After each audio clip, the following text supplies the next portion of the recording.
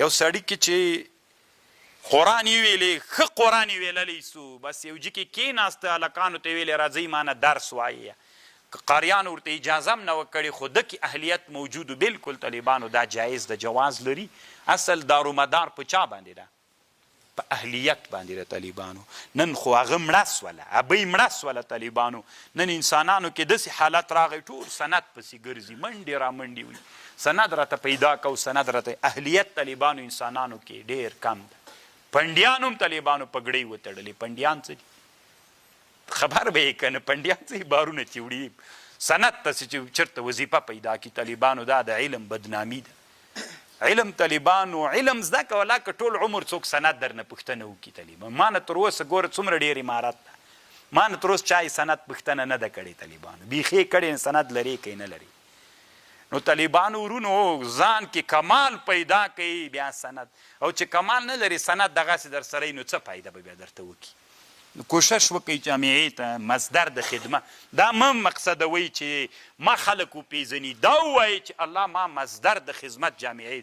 دغه جامعه کې علم ډېر کمزوری ده د ښځو مونځ نه دي زده د نرانو مو مونځونه نه دي زده مونږ څنګه وکړو چې د خپلې ټولنې ته مصدر د خدمت وکړو څنګه وکړلی سو چې د الله د مسؤل ته چې عالم سولي ته هم دومره مسؤلیت سو چې مدرسې نه فارغ سولې او د سند دې هلته وزیر صاحب ته ورړې وظیفه راته چې ته عالم سولې خپل کلي نه راوتلی وې د خپل کلي ټول مسؤلیت الله دې تا که چې هلته د چا مونځ نه ده زده ته یې مسؤلې هلته چې د ښځې مونځ نه ده زده ته یې مسؤلې هلته چې خلک په احکامو د دین نه خبر دي ته یې مسؤلې نو تا خو سند راواخیسته چې چېرته وظیفه راته مقرره چې زه خو خلاص و تا هم دومره مسؤلیت طالبانو بیخي ډېر مسؤلیت مله چې دې میدان ته راغلي یئ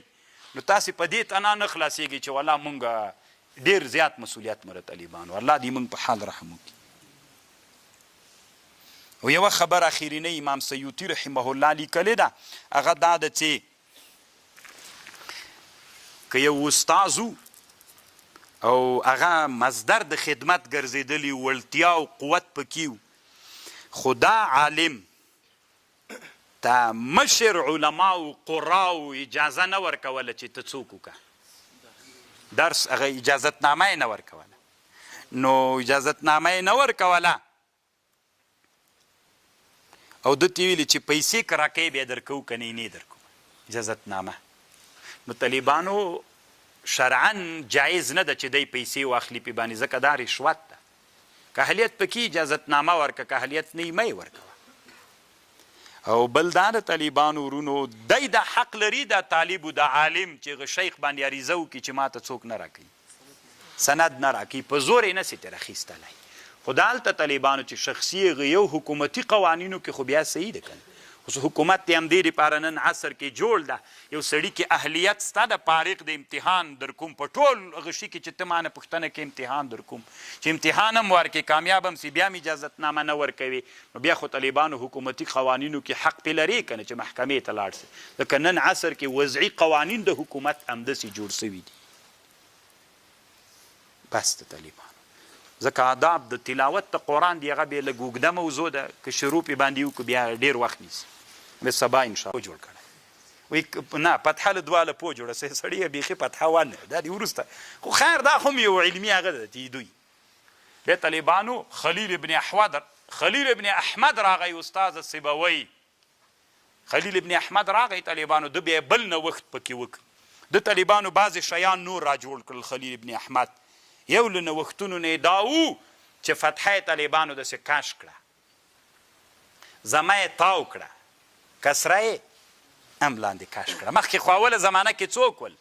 دواړه نقطې وې یوه ته یې نقط الاعجام ویلې ته نقط الشکل ویلې نقط الاعجام په کم رنګ و په تور نقط الاعجام خو دا د بې او د ت ټکي ول نقط الشکل دا فتحه او کسره زمه دا په کم دا په سره رنګ دا چا وکړل ابو اسود دا چا وکړل یحیی ابن عمر او بل نصر ابن عاصم اللیثي دوی دواړو وکړل بیا طالبانو خلیل ابن احمد راجګ سو فتحه خو مخکې ټکي ول یې اوږده کړل لکه دا اوس حالت باندې بیا طالبانو کرا کرام داسې د حمزې و د اشمام و د اشباع و د دې علامې کرا کرا را پیدا